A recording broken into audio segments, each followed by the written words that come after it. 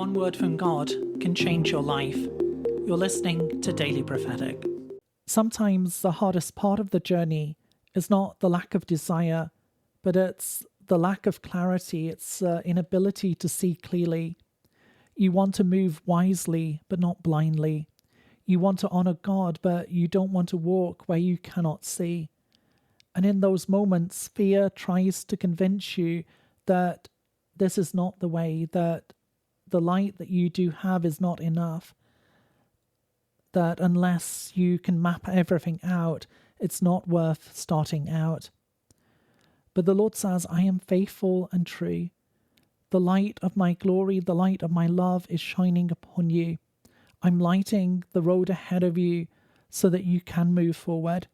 You don't need to see the whole road. You don't need to see the whole journey. But you need to know and trust that I am the light that is lighting up the way, lighting up exactly what you need so that you can walk forward. You do not need to see the end from the beginning. Trust in me that I am lighting up the way and I am leading you step by step. To receive a personal word, click on the link in the top left of the screen or visit requestword.com.